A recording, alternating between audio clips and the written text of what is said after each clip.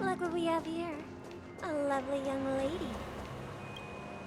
Brother, what a surprise to see you again. Show yourself. Your trick won't work on us. I've heard that a skilled mass fool received an invitation too. That must be you, right? Did you enjoy yourself? Barely. The people here are way too gullible. A little bait is all it takes for them to bite. And they run away at the slightest hint of danger. And Now that you've had your fill, it'd be wise to leave before it's too late. The music of the harmony doesn't tolerate discord. What? Now that you have the real Robin, I'm useless? Oh, how disheartening. I've done so much for the family.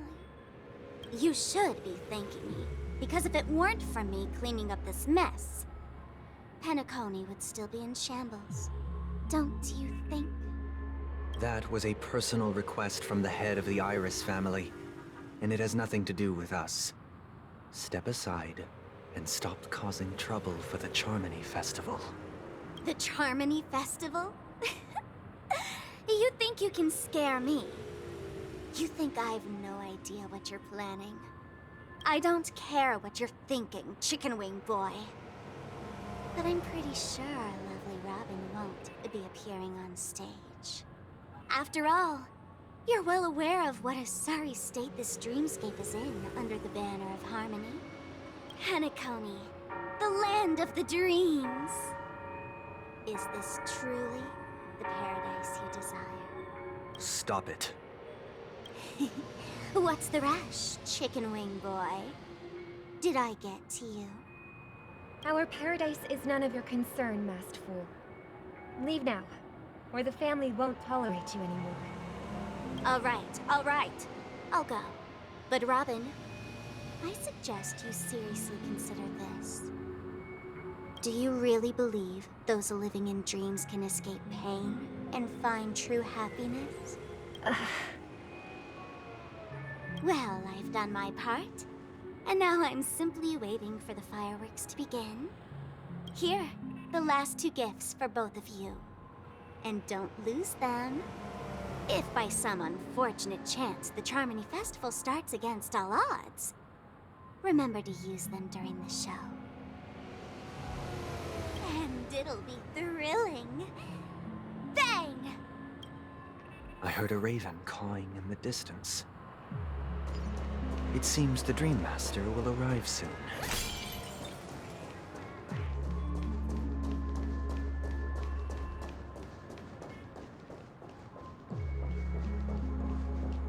Let's wait here for the Dream Master to arrive. Okay. By the way, brother, I heard you no longer have a sweet tooth. Back when we were kids, you used to steal my desserts. Seems like a lot has changed during my absence. What exactly happened? Well, someone has to stay awake even in this sweet dream. But that someone doesn't have to be you, or anyone in particular. You're carrying too much on your shoulders, brother. The paradise in our dreams. It shouldn't be like this. Penacony is nothing more than a dream. It can't erase the worries and pain of reality, or bring true happiness. I don't... Remember the old man we met earlier? Without this dream, he might have completely lost himself. That might be true, but... even without Penacony, he could have chosen another path. As far as I know, the Intelligentsia Guild has been promoting their rehabilitation techniques for a long time now. That path may have been more ordinary and challenging, but now, he is receiving hospice care in a comatose state, and his fate is sealed. Is Penacony granting these people a future? Or is it taking it away from them? Well, don't forget this. Not everyone really has a future.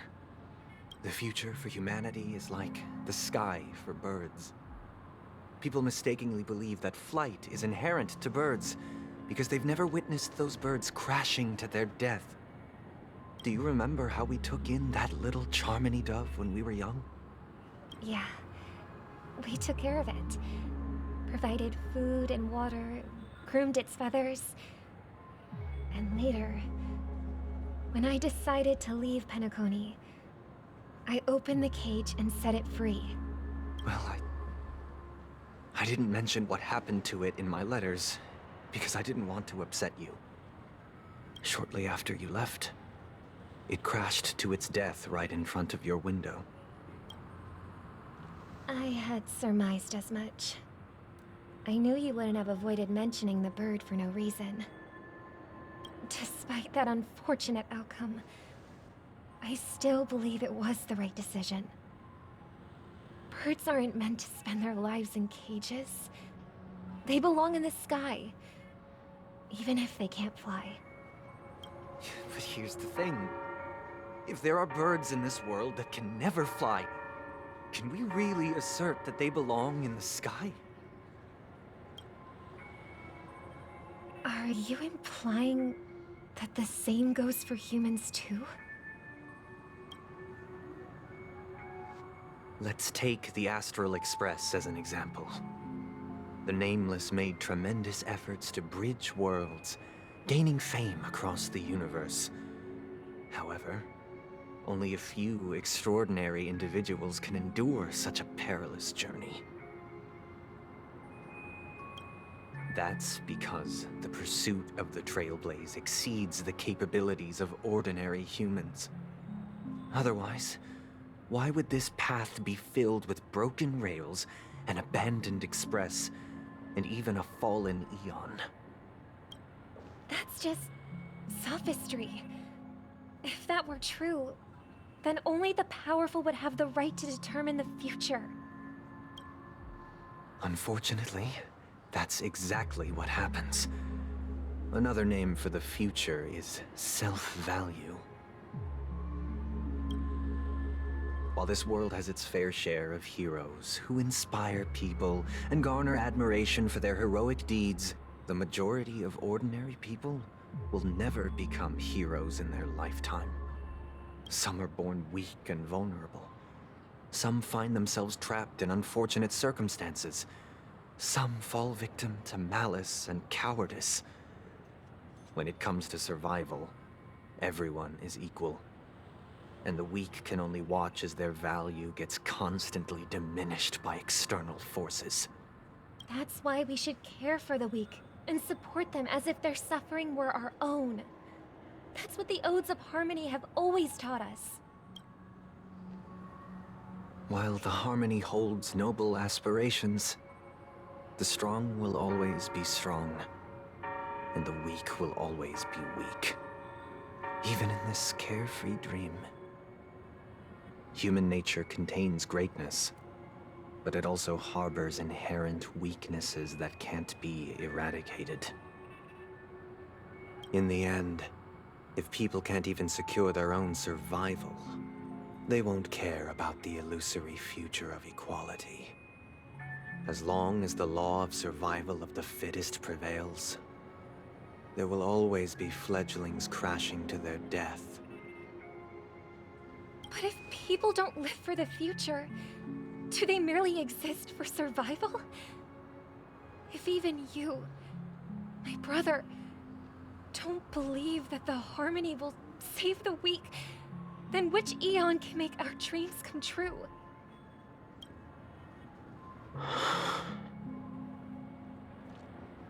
People often forget that when the first bird took flight, the entire world envisioned a future where no more fledglings would ever crash to their death. Are you reading, sister? What are you reading? Mr. Gopherwood gave me a picture book.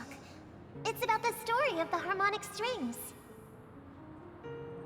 If I could become a chord master, I'd like to summon Dominicus, the harmonious choir. I want to sing with everyone, and spread our wishes so that all can feel happiness and joy. I see. Then, I would summon the Harmonious Choir too. Don't you have a wish of your own, brother? Of course I do. It's just that it includes your wish and everyone else's. I long for a true paradise where everyone can find peace.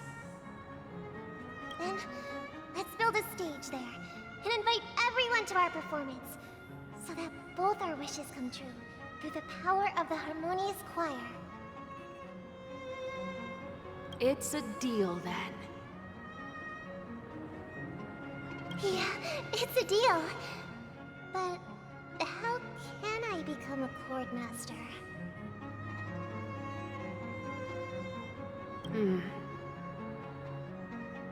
Maybe you will have to become a star first.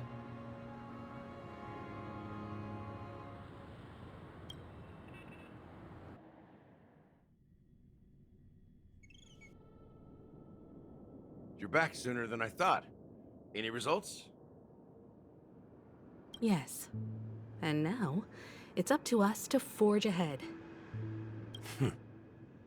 Since he's already carried out his last wish, my final mission is complete. But pardon me if I sound curt. It's good to have determination. The path Mikhail left for you is not an easy one to tread. Why else would he have chosen to sleep in solitude, staking everything on some nameless in the future? But you have the numbers, and in numbers comes strength. So that might just delay your inevitable a little more. Got any more encouraging words? As I see it, relying on Welt's negotiations alone is far from enough. Regardless of whether the other party will be compliant, negotiating simply allows us to meet them as equals and won't grant us an upper hand. Penacony is our rival's home turf, and we already have very few chips left to play with. Rather than idly sit around while the family's got us blocked off, an offensive approach might be a wiser course of action. We're more familiar with the Stellaron's properties than most, and since it's the key to stabilizing the sweet dream, it's vital to the family's interests. By attacking their core interests, they're bound to retaliate hastily. And as the saying goes, haste makes waste. That's right. As long as we pose a threat to the Stellaron, either with words or otherwise, we have a chance at gaining the upper hand. But the problem is, on the eve of the Charmony Festival opening, how exactly are we going to get close to the theater? Family security will be airtight, and if we brute force it, even if we succeed, it's too risky. So, no one's gonna say anything? Then I'll raise my hand. I know the answer to this question.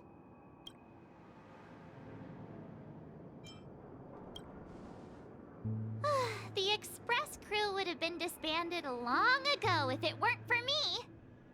So, I heard that before the Charmony Festival begins, there'll be a pageant to kick off the festival. It's called the Soul Glad TM Festivity Auditions, or something, and it's going to be held in the moment of scorched sand. As long as we clinch the top spot, we'll be able to attain the title of Festive Superstar, and be able to personally bask in the graces of Miss Robin. Not that that's important. What's crucial is that we can enter the Grand Theater before the audience arrives.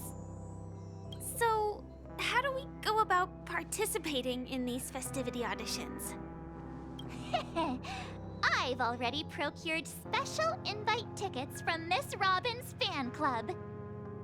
To tell you the truth, I had been preparing to join the auditions all along, but now it looks like even if I scrape through, I probably still won't have the chance to shake Miss Robin's hand.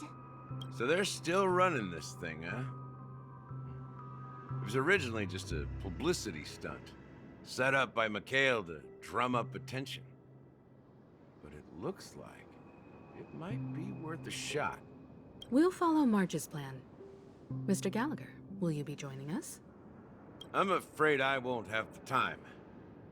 As a virtual character, I've already completed my final mission. Whether Penacony can awaken from this dream is all down to you. Should we ever cross paths again? I'd love for you to visit the Express. All right. I'll have to add to that databank of yours you've got on the Express. And Miss Firefly, we thank you for all your support. We're faced with a formidable enemy. As long as the Astral Express and Stellaron Hunter's objectives are aligned, we're willing to cooperate with you. We've already come this far together. I'd like to join you for the rest of your journey on Penacony. I'm pleased that we can finally fight shoulder to shoulder. I couldn't ask for a better ending. This is also the spirit of the Trailblaze. Now, everyone, let's prepare to move out.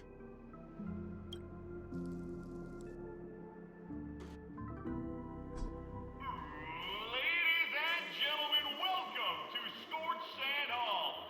This is where challengers thrive and dream chasers shine, all under the watchful eye of the entire universe.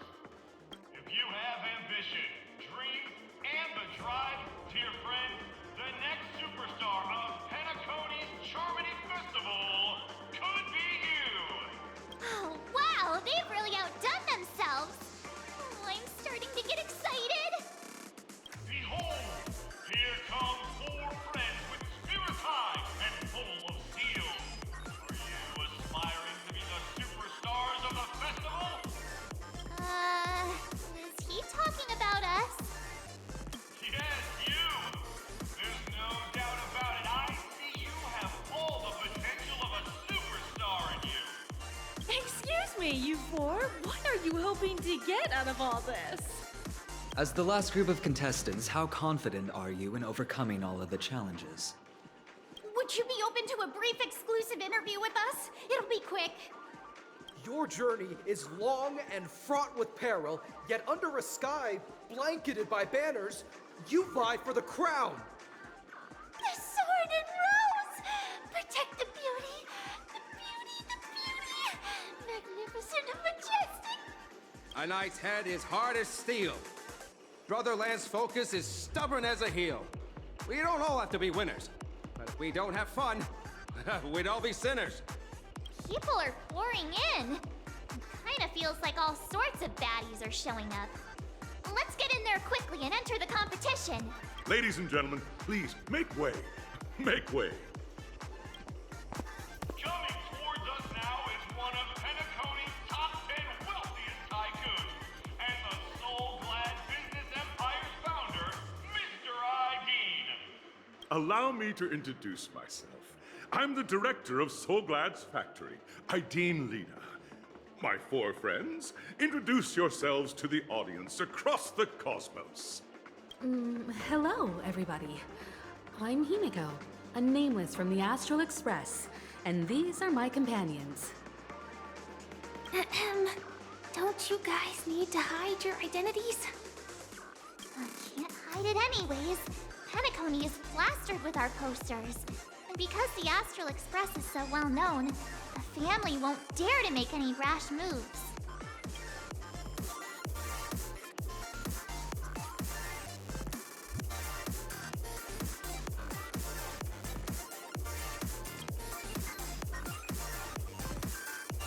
Hello, everyone! I'm March 7th. I'm an ordinary girl who loves adventures.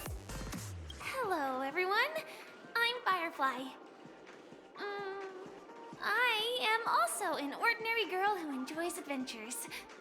So it's a bunch of nameless guests. This final face-off is bound to be spectacular. Time is precious. My 4 friends, come with me.